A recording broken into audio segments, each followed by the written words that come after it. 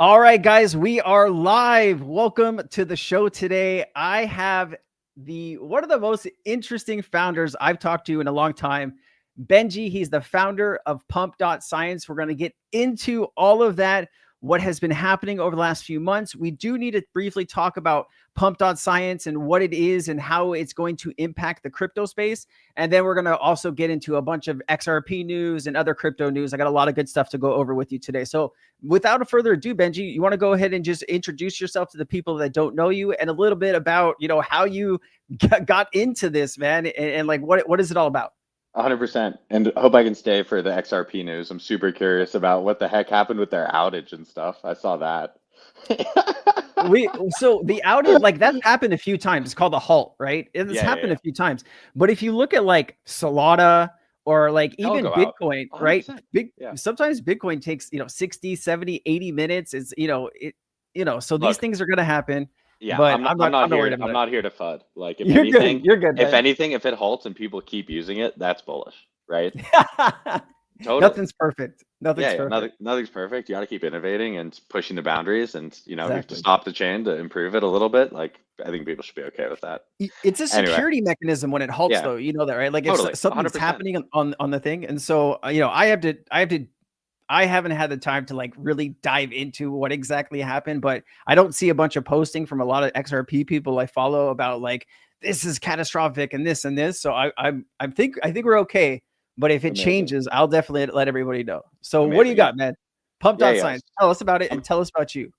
yeah, for sure. So Pump.science is in the DeSci space. So for those of the people that don't know too much about decentralized science, I think it's like one of these other narratives that's popping up this cycle. I think it's been around since last cycle, but didn't get a ton of attention.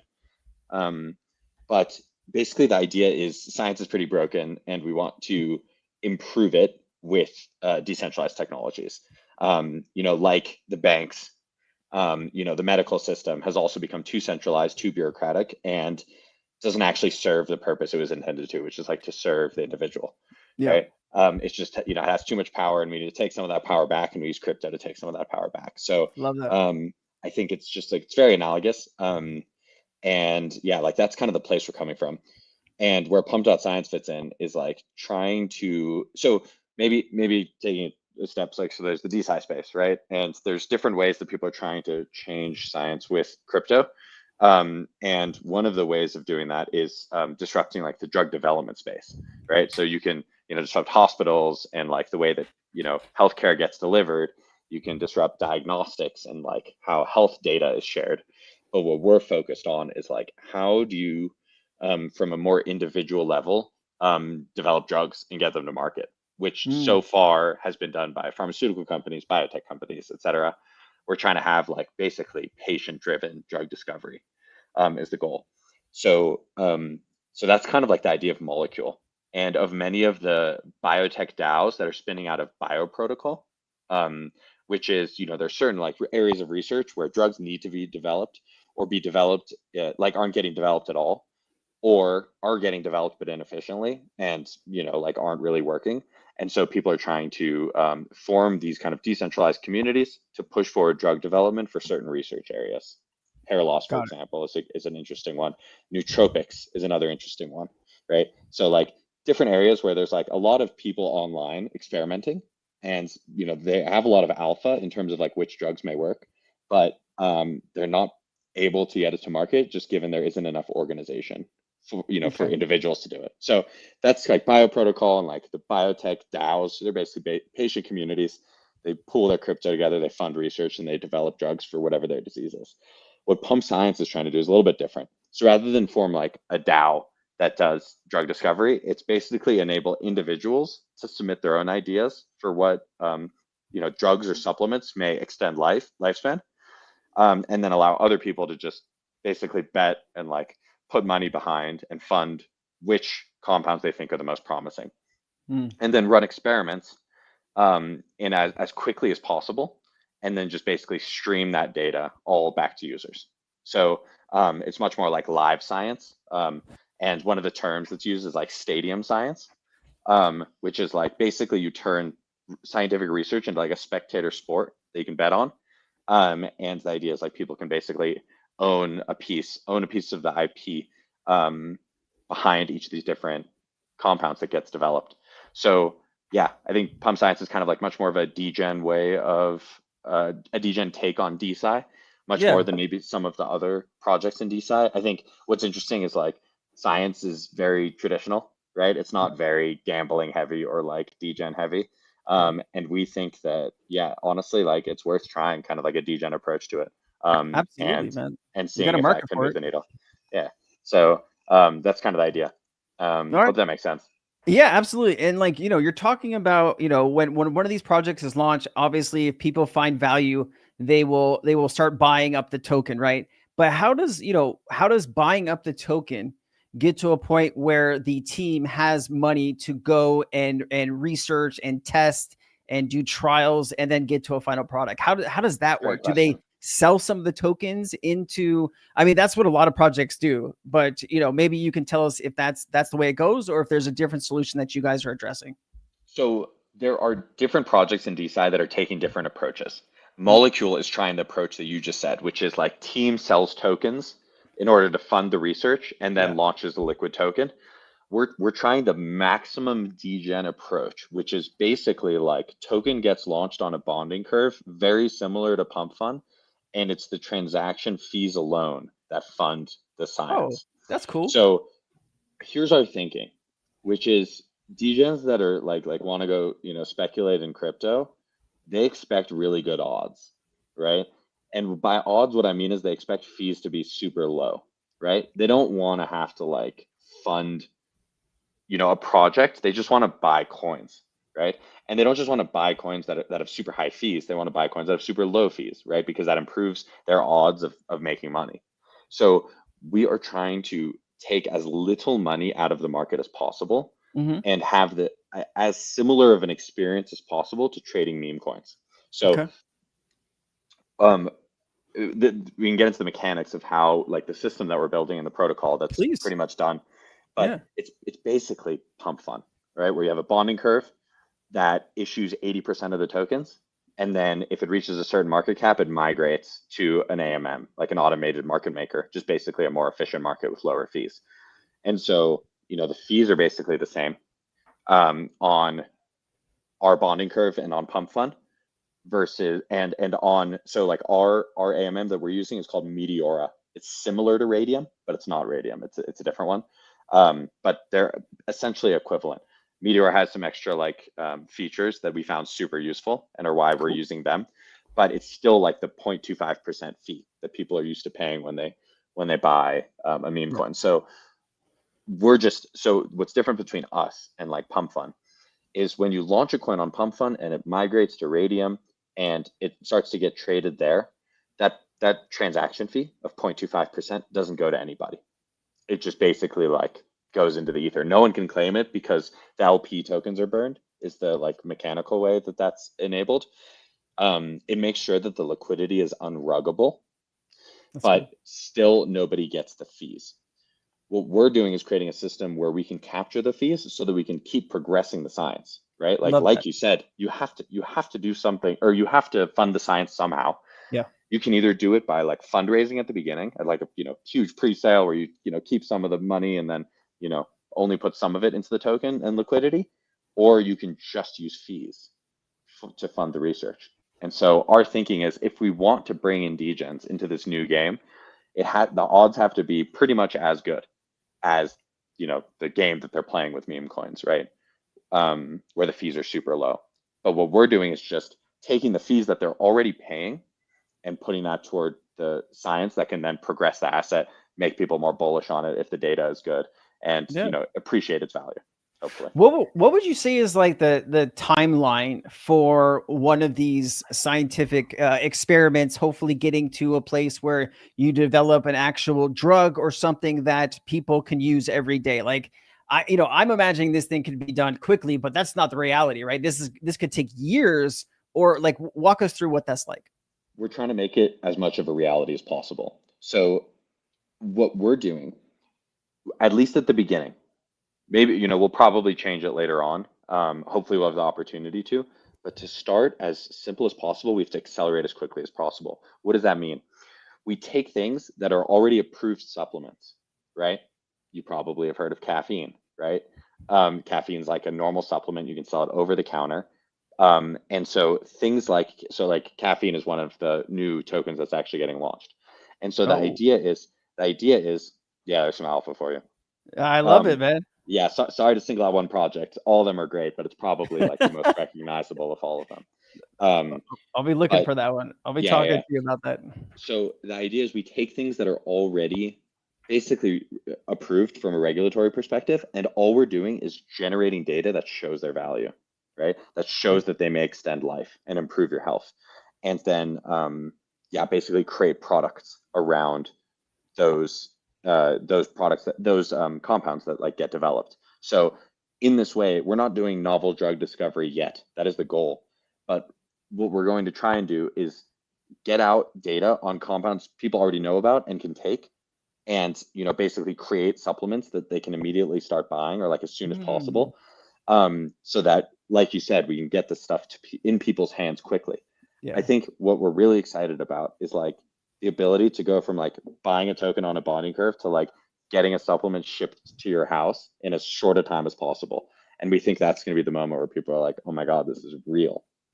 This isn't just like, pixels on a screen. Like this is, we're actually creating something here that's Walk. valuable. You brought up something really interesting. And before I ask this question, I just want to ask if you're in the audience, if you're on YouTube, can you hit like? And if you're on Twitter, could you please share the space? I know there's a lot of people that would value this information, so I really appreciate you, everyone in the audience. But what I was going to ask you, as if you get to the point, or when you get to the point of being able to sell supplements, right? Not everything is going to get that far. Obviously, there's trials, there's errors, and you might run into some roadblocks on some different things, but eventually things are going to get to the point where you can start selling supplements. At that point, does the token holders benefit at all from the supplements, or does some of the money from the supplements go back into buying more of the token? That's what interests me. Can you walk us Yeah, through how your thought process is on that? 100%. Sorry, I'm just going and reposting this space also. You're Tam, good. hi. I We're good. appreciate you, man. Thank Yeah, you. yeah, no, no, no. I'm taking the signal too. Um, so taking orders, you're the boss. So it's a great question, and I hope you'll like the answer, which is yes, value does come back to the token holders. It has to be a governance vote. We hate governance here at Pump.science, but Yeah. it's necessary, just from like a regulatory perspective. So when the tokens are sold, they are not sold with that functionality. But the idea is that all the token holders can say, hey, this is now a product. Wouldn't it be great if some of the sales bought back and burnt the tokens? They can vote Yeah. on that. And then basically what we're about to hire, an e-commerce lead who's going to develop like a marketplace for these supplements. And then people, That's not just like degens, but like normies can yeah. then go buy supplements, and then a piece of the sales can go back and buy back and burn the tokens. So I love it. they can be interacting with the token market without even realizing it. They literally just swipe their credit card. So when typical meme coin traders think about exit liquidity, they think about Binance, right? They think about OKX, they think about Kraken, right? Let's get this token listed on one of those exchanges so that we can open up new liquidity and pump the price, right? Like that's the goal. That's the end game. What if you could actually develop a product that people buy, and the value that they bring in is the quote unquote exit liquidity, right? It's like it's not the exact the same, but the Yeah, I get it. idea is, I hope you get it, right? Right, Which is I get like it. it's a new source of liquidity to the token Yeah. besides centralized exchanges, that helps support the token. So this is what we're really excited about, and this is like the real vision, which is have net new dollars coming into crypto via the valuable products that it creates. People don't even need to know that it was developed, like funded through Yep. crypto. What Yep. we're going to do is just like show them the scientific data and be like, wow, look, that becomes the marketing for the product, right? Is like the scientific data. They don't need to know that like a bunch of degens were just like funding this stuff and like betting on which one is going to work. Like that's all great, and like that's its own game. But Yeah. I will feel comfortable sending my parents to this like e-commerce site that's very clean, and Yeah. like you can buy supplements on it, and they actually are kind of like behind the scenes purchasing the token. but they don't even realize it, and supporting the whole research pipeline to keep going, right? That's the goal, right? I mean, Web 2, that's where all the money is, right? And if you can get products to billions of people, I mean, not only you can get exchanges for that exit liquidity, but you can also have this source of income, which actually I don't even think we talked about last time. So man, I really appreciate you bringing that up. We did have a super chat, but it's not about this. So I'll come back to that loss. I appreciate it. Let me start this so I can come back to that. What have you been working on since we last spoke, and how is that progress? Can you talk to us a little bit about the trial and errors and what you guys are experiencing in your first tests and stuff? Yeah, 100%. So I mean, it's been a lot of things, right? Like we're building a whole new system for scientific funding and execution. It's just like a lot. And there's a lot of different components, but you can kind of break them down into like three parts. One is like the token pieces, which is like the whole token protocol, how these projects are going to get funded, how the tokens are going to get launched and traded, right? Like that's one piece. The other piece is like the user interaction with the science, right? Like once you launch or once you have enough funding, how do you actually fund the study, execute it, and then get the data back to users so that they can see it, right? And the idea is it's like a video game that you play, right? Where you just like buy tokens, science gets run, and you're trying to basically predict which one will work best on the animals and like extend their life the longest. Like that's the game. And so there's the funding piece, there's like the gamification component, and then there's just like the marketing, right? And just like getting the word out there, creating good content, competing in the attention economy, and just like really trying to red pill people on this whole idea, and get them excited about it. When we're dealing in crypto, where like not everyone's scientists, not everyone cares about the scientific data. And so we have to kind of like meme the science to a certain degree. So I'd say like those are the three big buckets. We've been working on the protocol. It's been audited 3 times now. We're probably going to launch it next week on mainnet. It's on DevNet right now, and we're messing around with it and doing some tests. So That's it's cool, close. man. Yeah, it's That's close. really cool. Yeah. So, oh, I'm sorry. Please, do you have something Yeah, else? and then Please. and then I think since we talked, I don't know if we launched. Maybe we launched fly experiments. I don't know if we launched mice experiments. No, go talk Yeah, to us. yeah. So the levels to the game are worms, which are super cheap to run. They don't live very long, and so you can get data fast and very cheaply. And the next level, like level 2, is flies. And so the goal is with the worms and flies to extend their life, right? Okay. And so long as there's enough funding and the drug doesn't like shorten the lifespan, we let them advance to the next animal Okay. model. As long as it's non-toxic, right? It doesn't like hurt them. And so we launched first, 2 tokens, basically 2 compounds. We tested them on worms. They both extended lifespan in worms. We tested them on flies. One of them increased the lifespan of flies. The other one didn't decrease. And then the third is mice. And so level 3 is basically mice. Okay.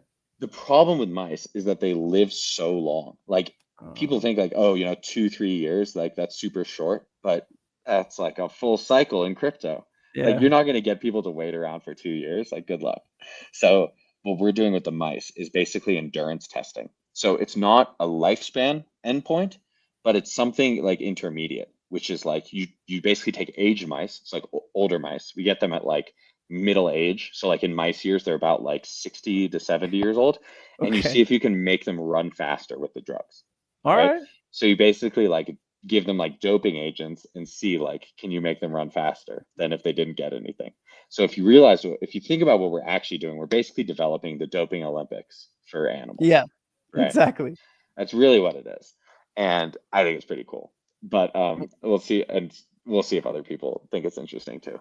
And then What so that's happens level after 3. mice? Yeah. Yeah. I'm interested. Like, when do we get to people? Is that like level 10 or No, that's level 4. That's level level 4. 4? Okay. All right. Level So 4 is humans. after you test on mice, after mice, you're testing on all the older mice.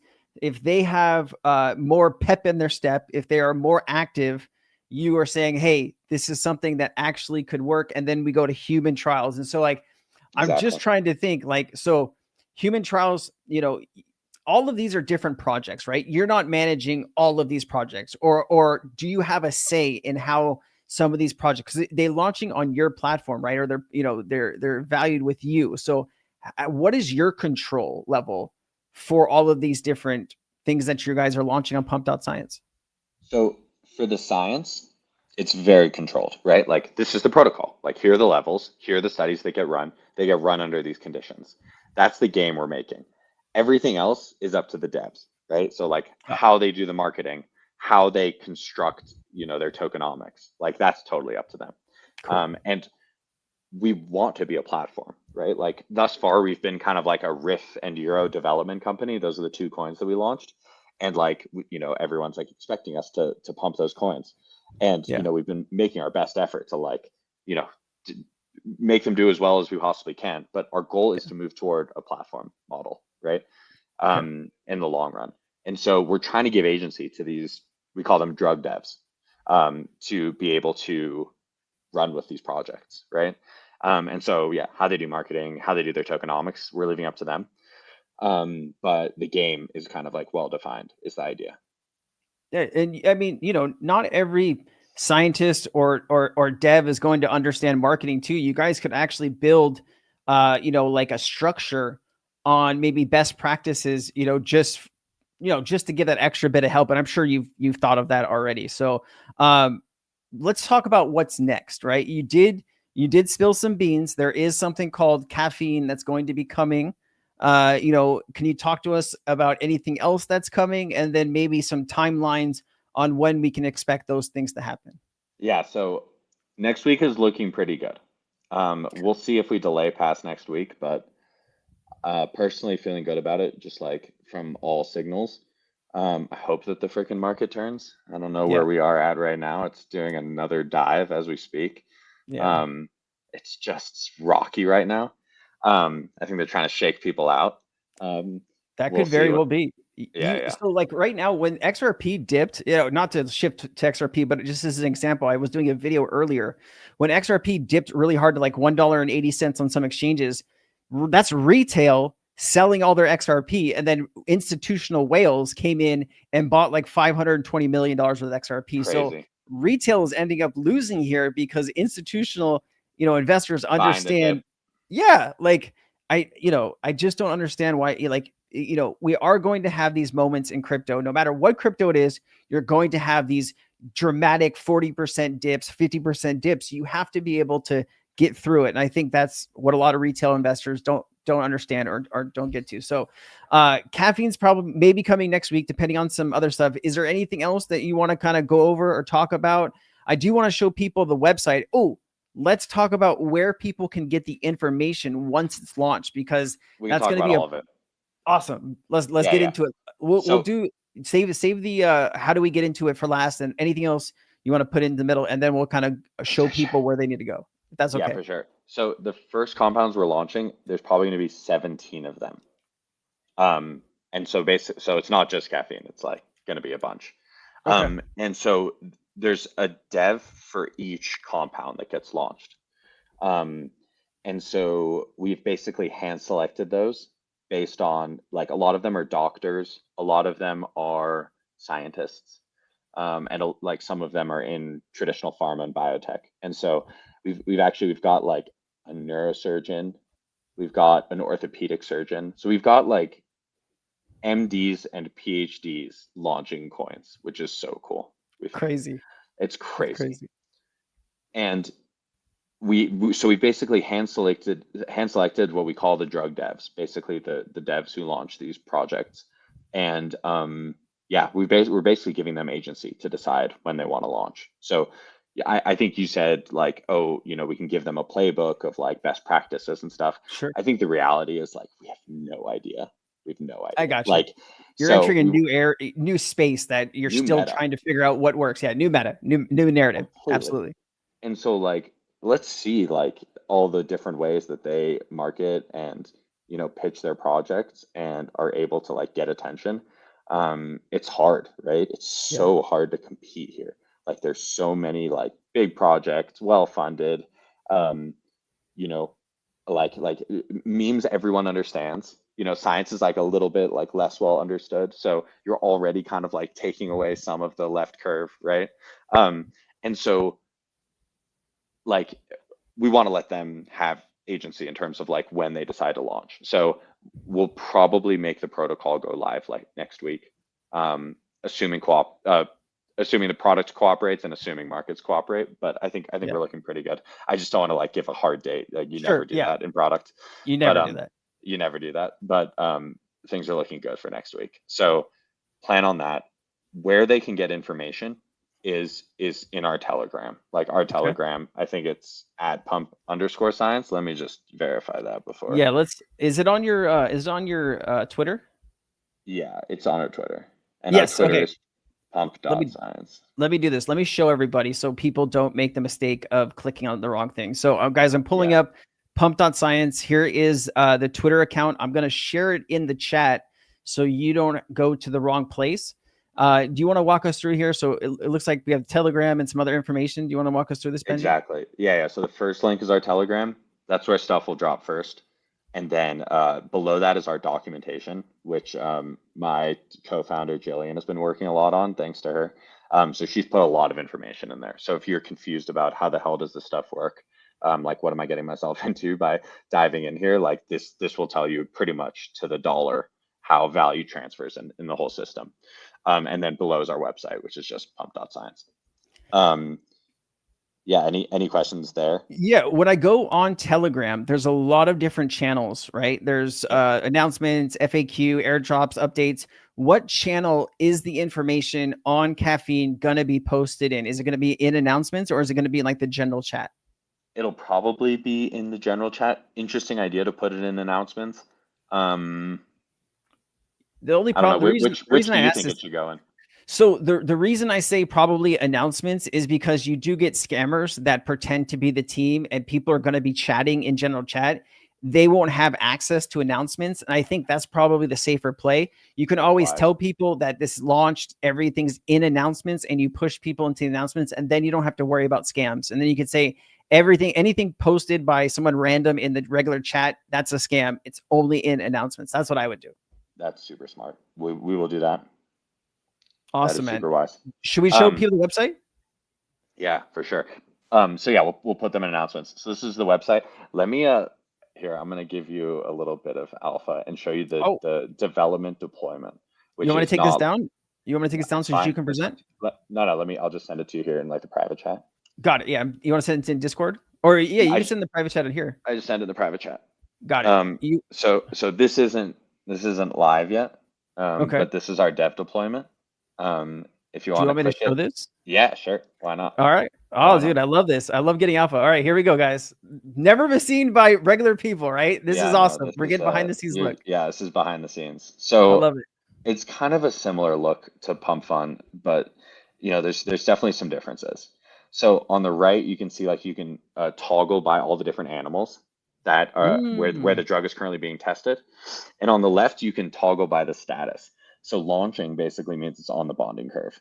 Live means that there's actually an experiment running where you can go watch the live data. So like if there's a mouse study going on and you want to go like watch it live, like you can go do that. And then advancing means it doesn't yet have enough funding to progress. So people need to continue to trade it in order to get it to fund to continue. So yeah, basically like what's here's the status too. Exactly. This is cool, man. So go to launching. Yep. And just click one of the coins. Yeah, that one looks good. Cult. Is this already launched then? It's on DevNet. Oh, I got you. So you guys are testing everything. Got it. We're testing everything right now. You're getting it before it's live. Okay. Dude, so this is cool. Yeah. So the look is hopefully pretty similar to Pump Fun, right? Yeah.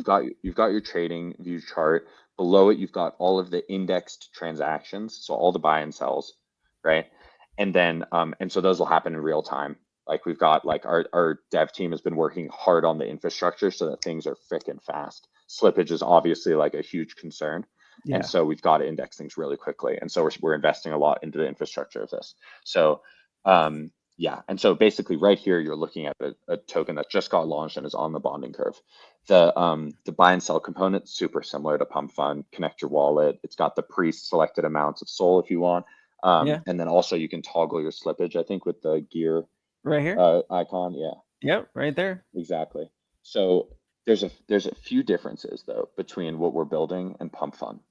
And I would say the biggest one is if you scroll to the top, in the top right-hand corner, you'll see something called the dynamic fee. What the dynamic fee is it's basically an anti-sniper mechanism. And so our goal with this is to have a fair launch, right? Where you just launch the bonding curve and then it's like, okay, ready, set, go. Everyone just like bid if you if you want, but to prevent snipers from ruining the party, right? Which they do often on Pump Fund, right? Yeah. It's really freaking annoying. As both like a project creator and as a trader, the bots are just really annoying to deal with, right? Because you can just have a huge percentage of your token supply just taken by mercenary Yeah. bots. So the way we combat this is by having a dynamic fee. What that basically means is as soon as the token gets launched, the fee is extremely high. So it's like 99.99%. So if like this isn't investment advice, but if I was trading here, I would not bid within the first 2 minutes because the fee will be super high, right? If you put Mm. in 10,000 soul, or if you put in 1,000 soul, you get 1 soul worth of tokens out, right? So basically terrible, terrible fees. And so this is basically to prevent snipers from ruining the party, right? To really disincentivize sniping. And So basically after 2 minutes, the 2 fee minutes. Okay. starts decreasing. So Okay. it's technically it's 150 blocks on Sol, which is about 2 minutes, I think. Okay. So after 150 slots, then the fee starts going down linearly from 99.99% all the way down to 1%. And so in that intermediate time, now people are competing with bots to get allocations in. But now it's like, what's the fee I'm willing to pay in order to Yeah. like get an allocation here? But that's a game that people can play against bots. What they can't beat bots at is just like bid as fast as you can, right? Yeah. Humans will never win that game. So Yeah. the goal here is to like make a much more level playing field between bots and people that also allows us to do a fair launch. So that's the dynamic fee. It's a huge difference between us and Pump Fund. But we think it's going to be like way more fair and way more enjoyable to participate. That's really good you told us about that. Because I know there's going to be people out there that are, might run once a token gets launched. And it's good to understand that this is going to be on a scale. You need to probably wait a few minutes, at least the 2 minutes, and it's going to go down from there. But without that piece of information, I think a lot of people might have lost some money. So thank you for sharing that. That's really important. Anything else in here that you want to talk about or go over for everyone that's watching? Are these all the compounds? No, these are just tests. Got it. These are just Okay. tests. Yeah. All right. So yeah. These aren't real. But yeah, I mean, like maybe a few other things are like, yeah. So I mean, Telegram is where all the alpha will drop first. Okay. Number two is if you have an idea for a compound, on the top and the middle, you can request a new experiment. Right now, it's definitely not as easy as Pump Fund to launch a new compound, just because like, we have to get the compounds ordered and sent to the lab, and there's just like logistical things in the real world that we have to deal with. Due diligence. Exactly. We have to make sure that, I mean, like a lot of this forum has been up for a while. About half the recommendations are cocaine and meth. So, we definitely have to be careful. I guess This that's is what why, people are really interested. Yeah, it says a lot about human nature, right? People just want to focus on drugs, right? I'm sure marijuana has come exactly. up too, probably. Anything you can imagine has been submitted. Got So, it. yeah, the whole kitchen sink. So anyway, it's funny, but yeah, obviously we can't test those. Yeah. So, yeah, there's going to be like some filter. The goal is to make it fully permissionless, but I think for now we're going to have some sort of filtration to, filter out the crazy submissions. But yeah, so next week will hopefully be pretty crazy. We've got another one of these mouse tests on Friday. So every Friday at 10 a.m. Eastern, we do these like mouse tests where basically we test their endurance. We put them on a rod, we give them the different drugs, we see if they can stay on the rod for longer. It's basically That's an cool. endurance test. Yeah, I mean, if you want to go onto our Twitter right now, we live streamed one this morning, so you can go Oh check yeah, it out. I could Yeah, take yeah, it. You want me to pull it up? Show people. 100%. Let's do it. Let's do it. Let's do it. I love this, man. That's a lot of fun. All right, so let's go to Pump.science here and bring this up. Here we go. And so it's going to be, is it here? There it is. It's right there. Love this. Oh yeah. This is our mouse. Oh, here, let me just mute that so I don't get striked on the video. Oh, yeah, Okay, here they are right here. for sure. So this is us putting up the stats from the previous week. So Lionel Mousy did the best the previous round, followed by Alex Rodriguez, of course. And so yeah, basically like and then we have prediction markets around which mouse will stay on the rod for the longest. And so yeah, no, Elon did terribly. He Oh, was this is a lot honestly about like Tesla right so now, bad. bro. Yeah. No, honestly, like Elon did a terrible job. Not the real Elon, but the Elon Musk. He Yeah. actually he went back. He like turned around and went backwards and decided to start backpedaling on the rod and couldn't stay on for very long. Maybe you can watch him. He does it every time. He decides to like flip backwards and then fall off. So pretty annoying. So anyway, I think this is the warm up that you're watching. Okay, so Okay. here's yeah. Oh, So yeah. you're Look gonna at go all from here. this. So Yeah, number 2 here, this is Elon right here. that's Elon Musk. Exactly. Got it. Exactly. That's the boy. So yeah, these are the males. So we have This like is fun, six. dude. Yeah, we have six males that all get tested at the same time, and then there's a second heat where the females get tested. You could do like a betting pool on this too, man. We Like do. We go to of Hedgehog. Go to course you do. hedgehog.markets. Hold on. Hedgehog dot markets. Let's see this. So you see at the top, the three tabs all the way at the top in the blue bar, Pump.science. Yeah. Yeah. So basically you can bet. So yeah, like click there.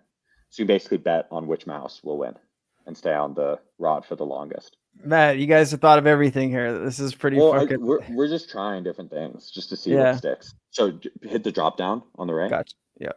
Yeah. Oh, here you So go. yeah. So basically, like there was about $1,250 that was bet last week, and so Lionel Mousy people accurately guessed correctly.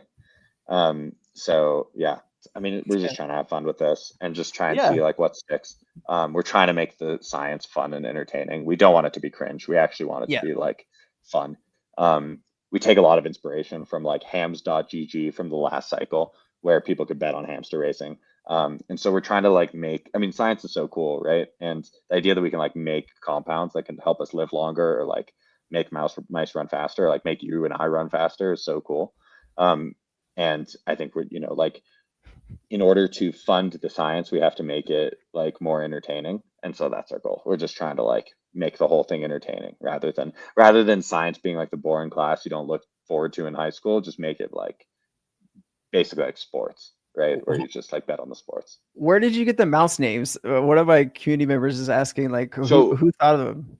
yeah, the three of them we came up with as a team, just Yeah. us spitballing, like being stupid. And Yeah.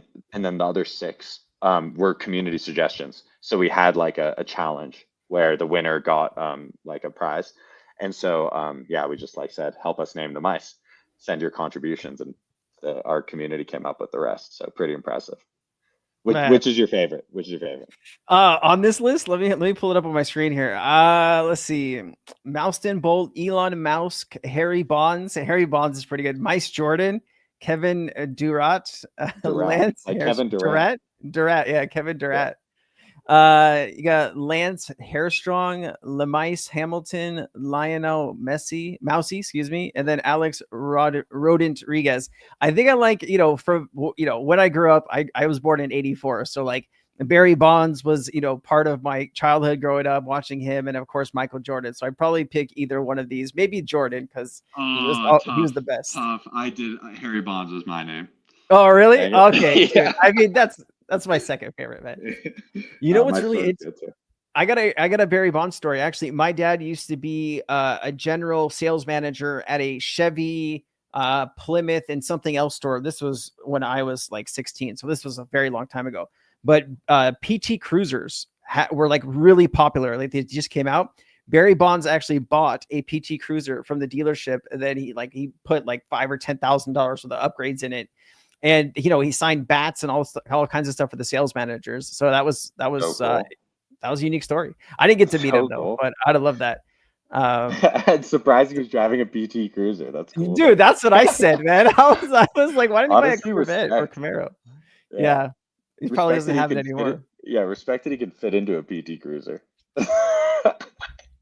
They don't make him anymore now, but maybe that's a classic for him. It's in his garage or something. Sure, you never know. For sure. Yeah, 100%. That's Benji, so man, funny. this has been a really fun conversation. You guys, if you're just joining us, you need to go back and watch the beginning of this. Watch the whole thing. This is Benji. He is the founder of Pump.science. We've learned incredible amounts of information about what they're doing, how they're doing it, what is the future looking like. There's also a lot of really great information about upcoming projects, what they plan to launch, and how all of this works. Just to give you some context here, Binance and Coinbase have made investments into the DeFi space, and I think that is just the beginning. Once you see bigger players and exchanges like that getting involved, you need to take notice, because some of these things are going to go to billions of market caps. Obviously, you don't know which one, but there are going to be some big winners out here. So please pay attention. Benji, I want to turn it over to you for final words. Anything else you think we should know, or anything you'd like to say before we close here? Yeah, I mean, like, I think the main point is we were trying to thread a needle here, right? Between like doing real science and like being fun and degen and like, you know, being something exciting for people that have like don't care about science, right? And just like making the whole experience fun and impactful. I think that the meme coin space has done a lot for crypto, right? It's brought more users in. It's a ton of fun. Like I trade meme coins. It's, you know, it brings me and my friends closer together. It's super fun to do. I think you know, for those that are like, you know, not necessarily like completely fulfilled by meme coin trading, like to me, this is another avenue where you can like both be a degen and actually potentially change the world, right? Like, of course, like we're not doing the craziest research yet.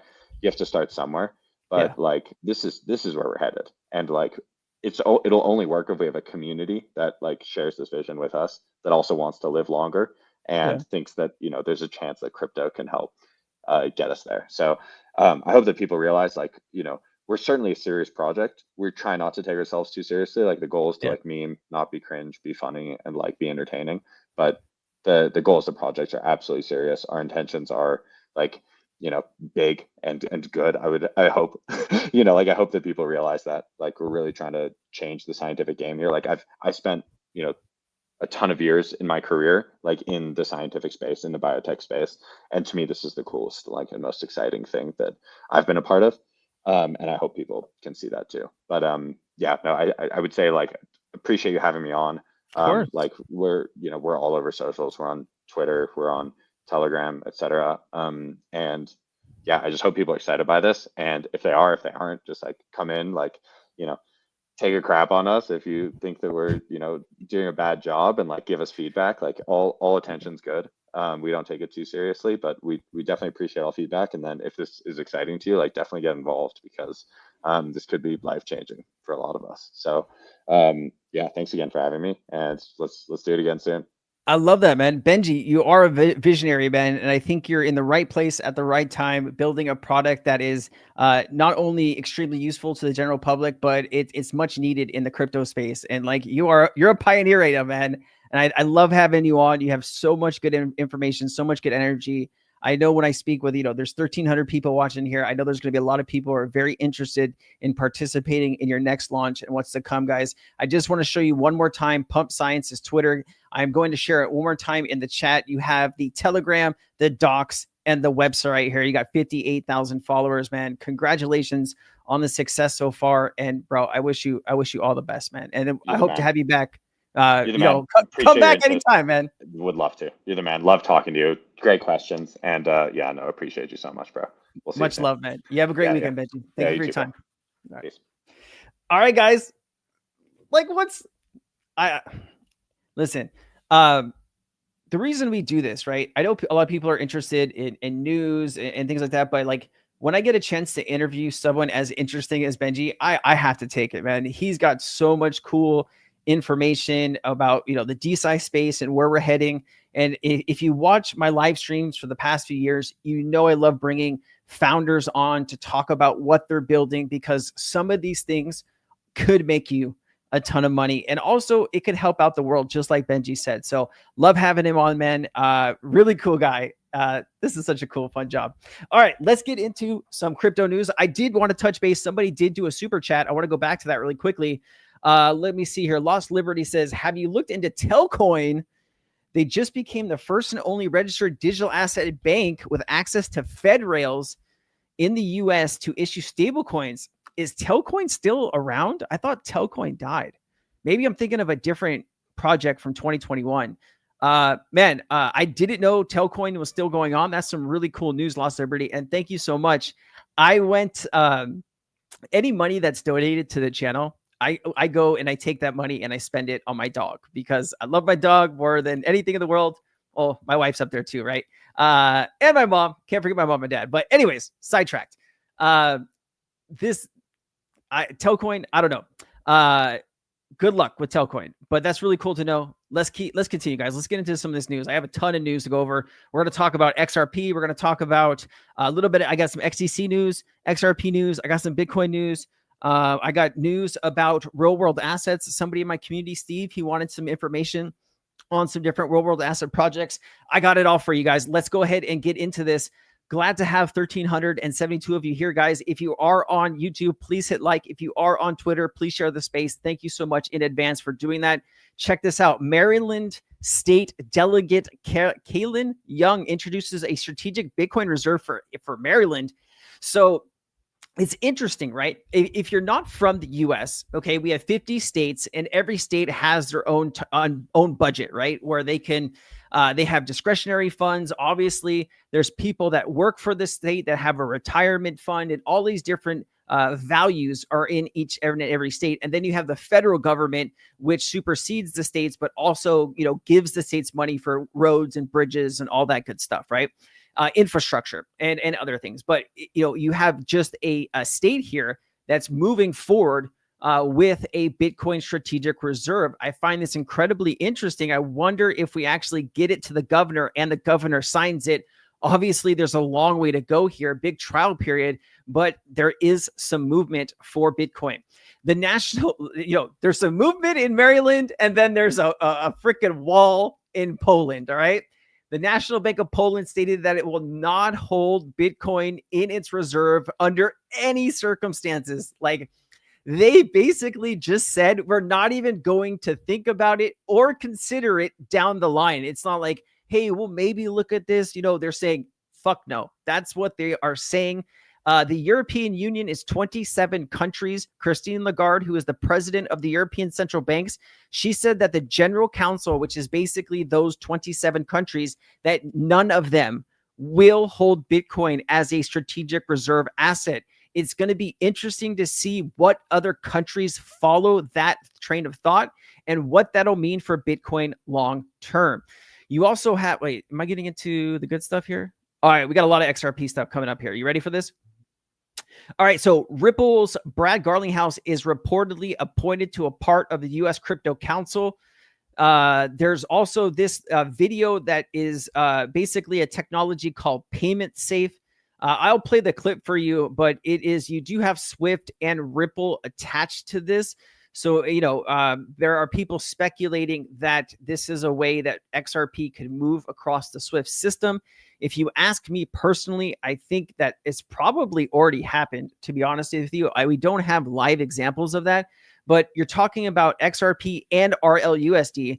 RLUSD is the most regulated stablecoin on the planet at this very moment. If you don't think that is going to move over the Swift system, I think that you might need to do a little bit more research. Let me play this and we'll move on here. If you haven't heard of Payment Safe is EastNet's payment hub that unifies dealing with all kinds of payment networks, whether domestic, international, and of course Swift as well, to allow an enhanced STP mode on all different payments. Now, the importance of Payment Safe over here is that it has an important component, which is a universal translator for the exchange of different payment formats. Now, of course, one of the most important formats is the legacy MT that you already know, and the new ISO 222 format, including the CVPR Plus. We offer. All right. A lot of fun. Okay, so here it is. Ripple is now reshaping the U.S. crypto regulations at the highest level. The CFTC just announced the CEO forum with Ripple at the table. Here's what it means for XRP. I did do a video on this earlier. I'm only going to read a little bit of this juiciness to you guys, but this basically talks about fighting the SEC and winning. And it says shaping the rules of the game themselves. The CFTC's CEO forum is focused on tokenized non-cash collateral. But here's what most people will miss. This is the gateway to integrating XRP into the US financial system. On the margins, the CFTC's Digital Asset Markets Subcommittee recommends expanded use of non-cash collateral through blockchain technology. They are not bringing Bitcoin to the table on this, right? This is serious companies. If memory serves me correctly, and don't get mad at me if I'm wrong here, I think it's Coinbase, it's Ripple, it's Circle, and there's like one or two others that I'm forgetting. So this is some really interesting news. Obviously, this talks about tokenized value. We're talking about stocks, bonds, derivatives. All of that value eventually will make itself to blockchain. It's just a matter of how long that is actually going to take. Take a look at my video that'll come out probably tomorrow. I went through all of that. It's pretty good information. Oh, here you go. Circle, Coinbase, crypto.com. That's who I was forgetting. But here is from Eleanor Terrett, basically saying what I've just told you. The interesting part about this, you know who's in charge of the CFTC or acting chair right now? Is this lady right here, acting chairwoman or chairman, Pham.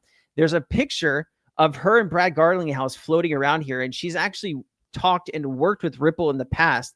It's really good to have people like this in places of power, especially with the connections to Ripple and XRP. Also, there are tons of different currencies on the XRP ledger. I don't know exactly when this document was built out, but I'd imagine over the next 5 to 10 years, you're going to have tens of thousands of different currencies. These could be anything from physical, like gold and silver and any kind of rare earth materials, different, cash currencies, the European, the euro, the pound, the dollar, and a ton of other things that they will bring on chain. It looks like SBI announced a shareholders benefit again, a coupon code for receiving 2,000 yen worth of XRP. I did the math on this. This is $13.40 worth of XRP. Obviously, that's 4 XRP or 5 XRP. That's not a ton. But what I want you to understand, though, when people start getting the XRP, they might want to go buy more. And so I think this is a cool idea. I'm wondering if other companies will follow suit and do something very similar. Also, banks will become nodes on the XRP ledger. I think we understand that. I did want to give a shout out. I went to lunch with a fan of the channel. His name is Clayton. He's in Hawaii for a few weeks with his wife, who just had a birthday. So happy birthday to her. We went to lunch at Nordstrom's, which is kind of down the way from me. And, he's really interested in, he just retired. He wants to take his crypto knowledge to the next level. And so I was talking with him about Cryptonaires, which is my community. We have a lot of really incredible people from all around the world. Some of these people I've known for years. They've been in the community. If you want a good place to learn about crypto, think about coming in. We have a 5-day free trial, and you can actually get half off the first month here. If you go to wap.com/Cryptonaires, use the code BULLRUN. Ala Moana is where it is, my friend. Absolutely. Old school, you from Hawaii, my friend? Clayton Bigsby. Is that you, Clayton? No, you're screwing with me. All right, let's keep going. See, like you had to be all excited. All right, so David Schwartz was at the Ondo Summit this morning, and there are some interesting clips that we should talk about right now and here. Let me go ahead and play this for you. Man, we have 1,500 people watching, guys. If you could like the space, share the space. We are live. We are having fun. We are learning about crypto. Let's get it. David, you have seen the whole evolution of blockchain from early Bitcoin days and have been a co-creator of the XRP ledger. In your view, what do you see as the most significant difference between DeFi 1.0 and DeFi 2.0? And what do you think is needed for mainstream adoption? It's a little low. It's as loud as I can make it. If you could turn it up on your, cassettes, that'd be good. Let me play this back. Yeah, so thanks. Both myself and Ripple have been in this business for well more than 10 years now. We watched the very early stuff going, to what's happening now with institutional adoption. In the very beginning, it was very experimental, and it was almost like Las Vegas. It was gambling. It was very sexy though. Like you attract a lot of people to fancy casinos. but it doesn't have a whole lot of real world utility. It's not financial system 2.0. Financial system 2.0, a lot of it is frankly boring. Like for most people, what they need is like a savings account is an extremely useful thing. It doesn't produce high yield. It isn't very volatile, but it's extremely useful and practical. And so we've watched that evolution to more useful, more practical, more enterprise focused, more compliant. Compliance was a bad word in the early days. Like everything was just completely decentralized. But the problem is the value is in the real world. If we're going to build Wall Street 2.0, we can't just say forget about everything that we have. It's trillions of dollars worth of real world value. So what you're seeing today is you're seeing stable coins, which are, they're igniting DeFi ecosystems. They're very institutional products, but they're also, anybody can hold them and transact them. They're compliant, but they're also, free flowing. You're starting to see DeFi applications that look more like TradFi. They're not about getting huge amounts of yield at very high risk, but they're about things that make a lot of sense to people, like treasuries. I think the obstacle for mass adoption, and we're within a few years of that cusp, is we need the institutional adoption. Yep. The same thing happened with the internet. You have to build bridges to where the value is, to where the people are. There has to be usability. We have to solve all of those problems to be able to turn that corner to mass retail adoption. So I think the precursor to that is going to be mass enterprise adoption, and I think that's right where we are now. That's probably why everybody's here. That's where we are right now. David Schwartz basically just said we're at the phase of where mass adoption happens with institutional banks and financial market infrastructures. Like, this is what people that have been holding XRP and other assets for years, this is what we've been waiting for, right? The real question is, how long is it going to take for institutions to move that value on chain? That's all I want to know. That's all I care about right now, right? All right, let's keep it going. So there is this other clip here. This is basically, there's a new banking system. I thought this was really good. At the end of this clip, James Wallace basically says that you don't really need the old banking system anymore. I thought this was a very powerful clip. I actually had this in a video as well. Let me go ahead and play this for you. As an example, Ripple with RippleNet are set out to achieve, right? So lower cost, faster, more transparency and greater access.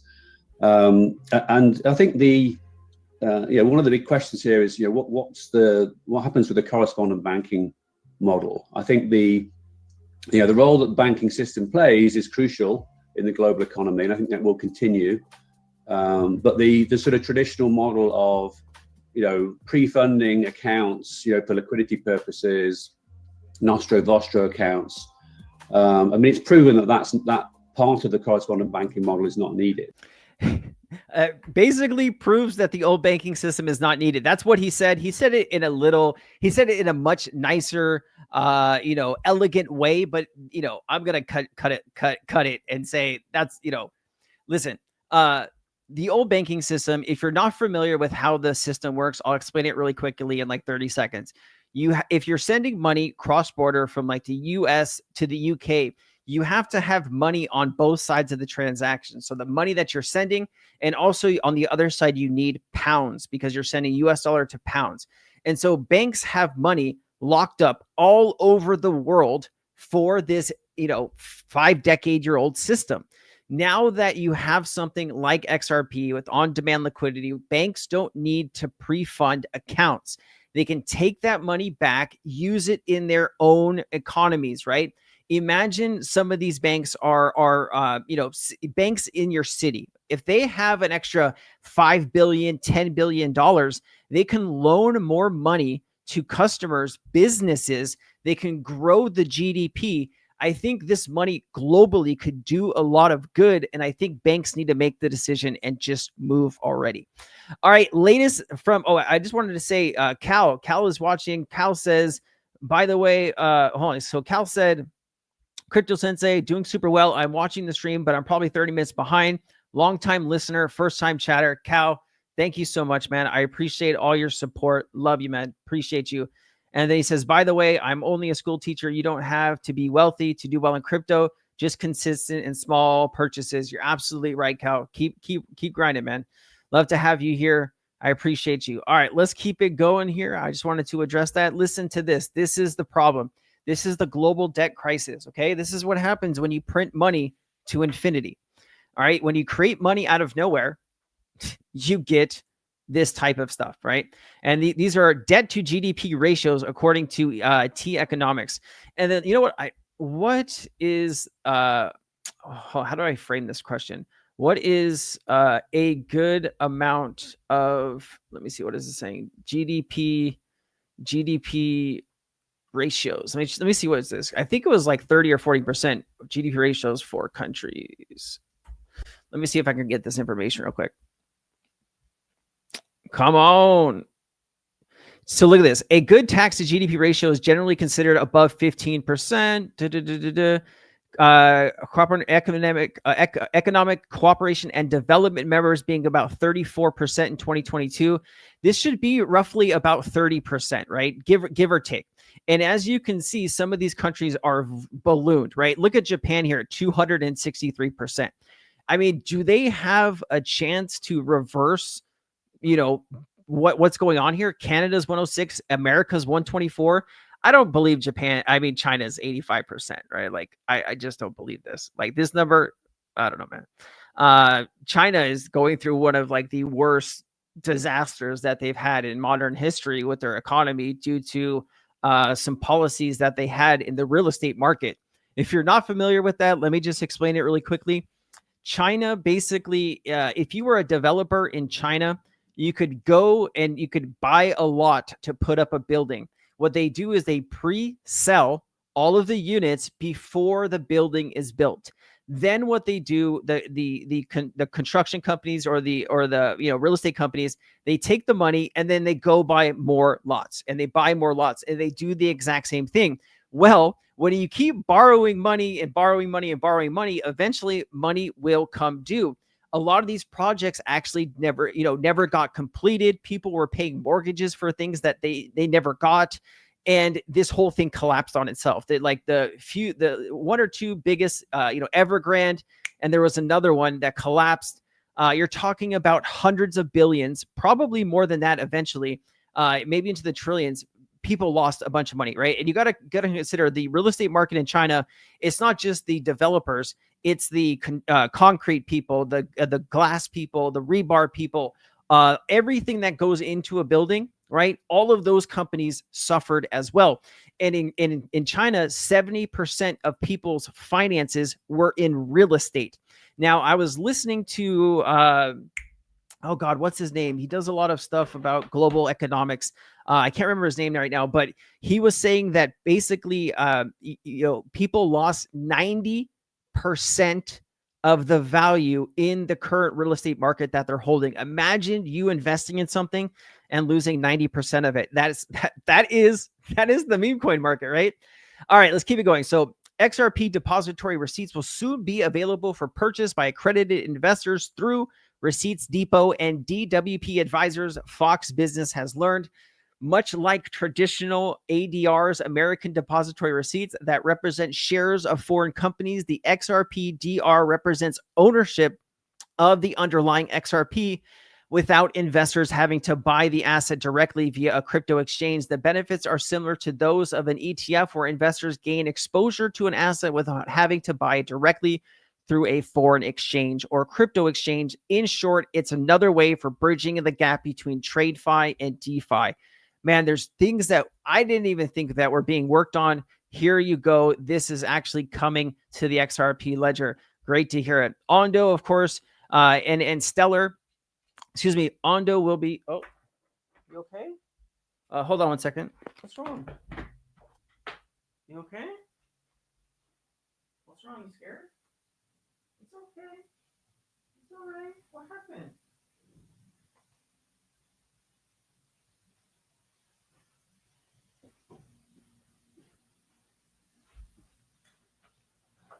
It's okay. You all right? Sorry about that. Luna got really scared. I freaked out a bit. You okay? You want to say hi to everybody? You okay? You all right? You want to go sit in your bed? I'm here. I love you. Go sit in your bed, okay? You want to sit next to me? You can sit there. All right, let me get back to this. You okay? Okay, here, come here. Oh, you're killing me, Luna. Okay.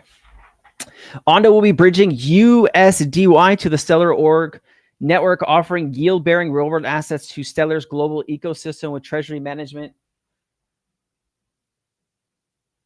Come here. Come on. Come here. Come here. You okay? Don't scratch that, Luna. Come here. Oh, man. All right. This is 10-second video. Let me just continue here. XRP institutions, cross-border payments, XLM, people, international money transfers, HBAR, people, payments among other users. All that glitters is turned into silver, gold, and platinum. Just in the National Bank of Poland, we did go over that already. Let me just keep it going. Brian Armstrong says, if you think of Coinbase like a bank, we hold about $420 billion in assets. What's wrong? Come here. Are you freaked out? Sit. Can you sit? Dad's live streaming. Oh, sweet pea, come here. You're killing me, Luna. You're killing me. Do you want to come up? Okay, I got you, baby. Here, just sit with me, all right? All right. For customers, which would, so basically, Brian Armstrong saying, if you look at Coinbase like a bank, they're holding $420 billion worth of assets, and they would be the 21st largest bank in the US. Oh, shoot. Are you having a thing?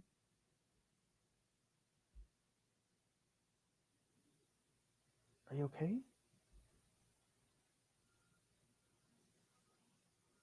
Are you all right?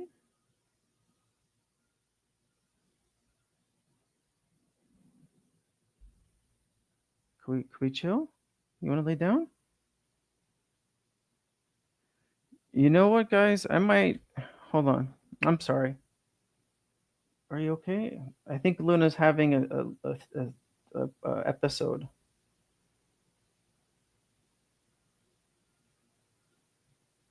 You all right? You know, guys, are you just scared or are you having an episode, sweetheart? Damn, she's really scared of something. Okay. I think she hears stuff from outside and then she just kind of freaks out. Hold on. You know, guys, she's having an episode. I will just, can you give me a few minutes? I'm so sorry. Just give me a few minutes, guys. I apologize. I'll be right.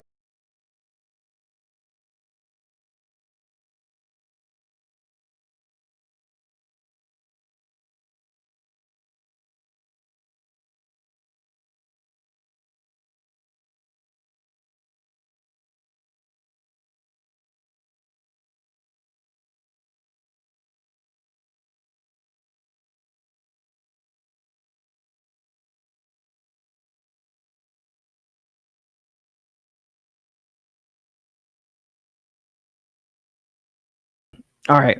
Sorry about that, guys. Okay, let me try to continue here. We also have the Australian digital dollar is integrating with the XDC network. Australian digital dollar is joining XDC. We're strengthening on-chain trade, tokenization, real-time payments, and interoperability.